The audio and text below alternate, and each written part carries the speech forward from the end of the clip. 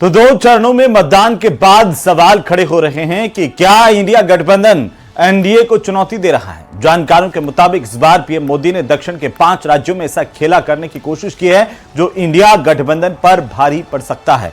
और ऐसे में सवाल है कि क्या तीसरे चरण से पहले 2 चरणों के रुझान बनी हुई बाजी को पलट सकते हैं। रिपोर्ट देखिए।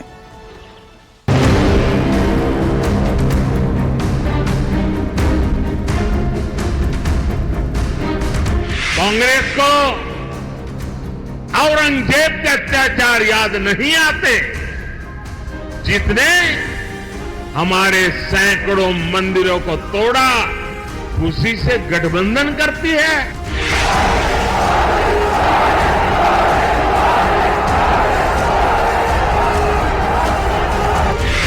महज 2 चरण के चुनाव में ही एनडीए और इंडिया गठबंधन ने मुद्दों से लेकर आरोपों की झड़ी लगा रखी है।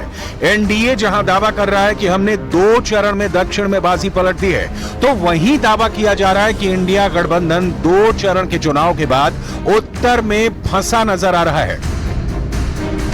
इन 2 तस्वीरों को देखकर अनुमान लगाया जा सकता है कि एनडीए और इंडिया गठबंधन की चाल क्या बता रही है। दक्षिण में पीएम मोदी शुरू से ही जोर लगा रहे हैं। 129 लोकसभा सीटों वाले दक्षिण के 5 राज्यों में बीजेपी ने बहुत कुछ दांव पर लगाया है, तो वहीं दक्षिण में खुद को मजबूत समझने वाले इंडिया गठबंधन उत्तर में फंसता हुआ नजर आ रहा है। हम आपको आज यही बताने जा रहे हैं, दक्षिण में बीजेपी क्या खेला करने जा रही है।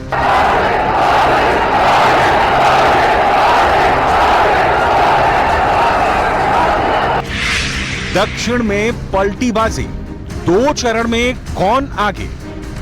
4 जून 2024 को लोकसभा चुनाव के नतीजे आ जाएंगे, लेकिन उससे पहले जिस तरह से एनडीए और इंडिया गठबंधन के बीच 7 चरण के चुनाव को लेकर घमासान मचा हुआ है, उसने 24 के लोकसभा चुनाव को बेहद दिलचस्प और कांटे का बना दिया है।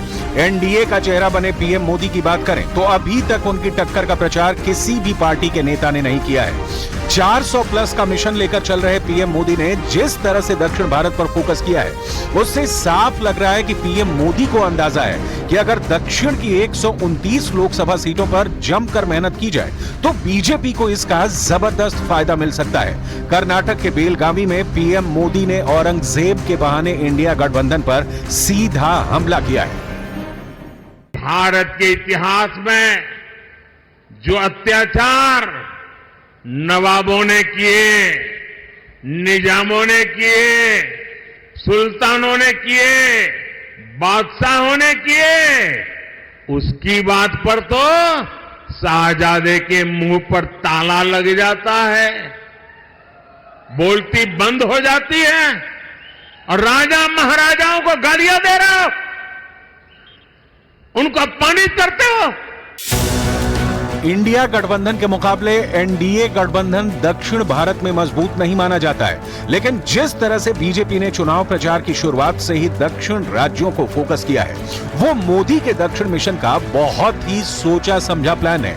अगर आप पॉलिटिकल मैप को देखेंगे तो उत्तर भारत का हिस्सा भगवा नजर आएगा, लेकिन बीजेपी की गाड़ी दक्षिण भारत के राज्यों में रुक जाती है। भारत माता की जय श्री राम, जय श्री राम। आंकड़े भी इसकी तस्दीक करते हैं कि दक्षिणी राज्यों में बीजेपी का प्रदर्शन बहुत अच्छा नहीं रहा है। सिर्फ कर्नाटक को छोड़कर इस राज्य में एक पार्टी को सफलता जरूर मिली है।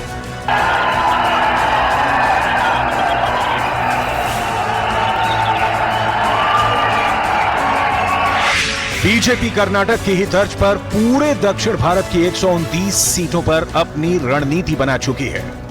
बीजेपी की नजर कर्नाटक, तेलंगाना, आंध्र प्रदेश, तमिलनाडु, केरल पर लगी हुई है। यही वजह है कि बीजेपी और पीएम मोदी कांग्रेस, राहुल और लेफ्ट के नेताओं पर मुस्लिम परस्ती, पीएफआई के समर्थन जैसे मुद्दे उठा रहे हैं।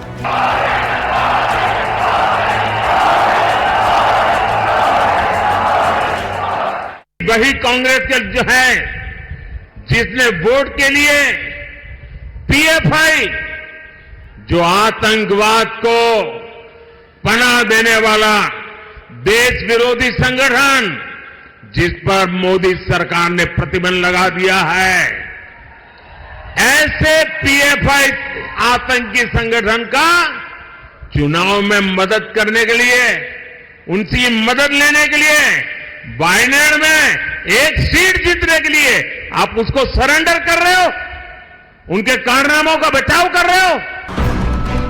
दक्षिण पर पीएम मोदी के फोकस होने की कई वजह है।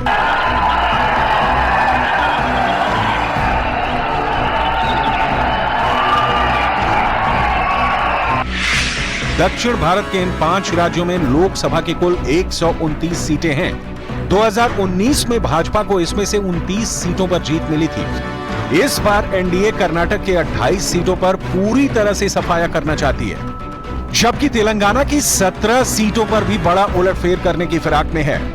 आंध्र प्रदेश में भी 2019 की तुलना में 25 सीटों पर कुछ उलटफेर बीजेपी कर सकती है, ऐसा दावा किया जा रहा है। तमिलनाडु में अन्नामलाई को मजबूत करके 39 सीटों पर बड़ी सेंध लगाने की कोशिश में है बीजेपी। केरल की 20 सीटों पर बीजेपी ने पहली बार आक्रामक तरीके से प्रचार किया है और यहां कांग्रेस को अच्छी तरह से घेरा है। आपने जो बचाया है, अगर बच्चों को देना है तो 55%, 55% उस पर टैक्स लेकर के सरकार वो छीन लेगी। मतलब 2 मकान है तो एक कांग्रेस की सरकार की जेब में और दूसरे से अपने 2 बच्चों को बांट के दो। अपनी वोट बैंक को बांटने के लिए ये आपकी संपत्ति पर डाका डालना चाहते हैं। सत्ता पक्ष और विपक्ष के प्रचार अभियानों में जमीन आसमान का फर्क नजर आ रहा है। एक तरफ बीजेपी एनडीए का सघन अभियान जिसे पीएम मोदी फ्रंट से लीड कर रहे हैं, तो दूसरी तरफ विपक्ष का गठबंधन जो अब तक कैंपेन में जुटना तो दूर, वो अब भी बिखरे तिनकों के समान नजर आ रहा है, जिसे समेटना अब असंभव नजर आने लगा है। पीएम मोदी जिस शिद्दत से अपने तीसरे कार्यकाल के लिए वोट मांग रहे हैं, वो भी एक मिसाल ही है। विपक्ष जिन मुद्दों पर बीजेपी को घेर रहा है, उन्हीं मुद्दों पर बीजेपी अब पलटवार कर रही है। राहुल के तेवर, तल्खी अंदाज को भी बीजेपी मुद्दा बना रही है। अब जैसे ही मैंने ये देश के एक्सरे की बात की, वो नरेंद्र मोदी कांपने लग गया। जैसे ही मेरे, उसकी आदत है, जैसे उसको डर लगता है ना, वो झूठ बोलना शुरू कर देता है। जैसे ही उसको डर लगता है, वो कभी पाकिस्तान की बात करेगा, कभी चाइना की बात करेगा। तो एक के बाद एक, एक के बाद एक, एक के बाद एक झूठ बोल रहा है। कांग्रेस पार्टी और उनके सारे चट्टे बट्टे राम मंदिर को रोकने के लिए 70 साल तक कोशिश करते रहे। उसके बावजूद भी ये राम मंदिर के जो ट्रस्टी हैं, वो सब भूल करके उनके गढ़ गए और इन्होंने क्या किया? प्रभु राम की प्राण प्रतिष्ठा के निमंत्रण को इन्होंने ठुकरा दिया। मेरे भाइयों बहनों, भारत के लोकसभा चुनाव का प्रचार तेजी से विदेशी मीडिया में छाता जा रहा है। जरा देखिए कैसे। पीएम मोदी पूरब से पश्चिम तक के अखबार और उत्तर से दक्षिण तक भारत की मीडिया को इंटरव्यू नहीं दे रहे हैं, बल्कि विदेशी पत्रिका न्यूज वीक के कवर पर आने वाले पीएम भी बन गए हैं। इंदिरा गांधी के बाद इस पत्रिका के कवर पर आने वाले वो पहले भारतीय प्रधानमंत्री हैं। इस पत्रिका को दिए ताजा इंटरव्यू में पीएम मोदी ने साफ शब्दों में कहा कि आमतौर पर 10 सालों में दुनिया में कोई भी सरकार हो, एंटी इनकम्बेंसी जरूर नजर आती है, लेकिन भारत इसमें अपवाद है, क्योंकि मोदी सरकार के 10 साल पूरे होने को आए हैं। पर दुनिया से अलग यहां पीएम मोदी के लिए जन समर्थन बढ़ा है।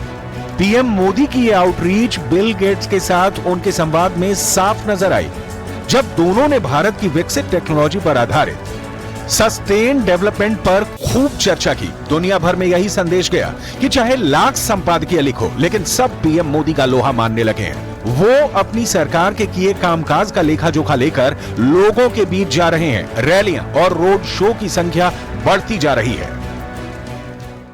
बेंगलुरु के कैफे में बम धमाका हुआ, तब भी कांग्रेस ने शुरुआत में इसे लेकर गंभीरता ही नहीं है, यहां तक कह दिया ये तो गैस का सिलेंडर फटा था।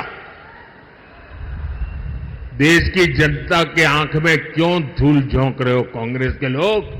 अगर तुमसे नहीं बनता है तो छोड़ करके घर चले जाओ। कुल मिलाकर पीएम मोदी का मिशन दक्षिण 2 चरण के चुनाव के बाद अब और तेज होता जा रहा है। अब देखना होगा तीसरे चरण में एनडीए और इंडिया गठबंधन किस तरह से एक दूसरे के सामने मुद्दे रखते हैं।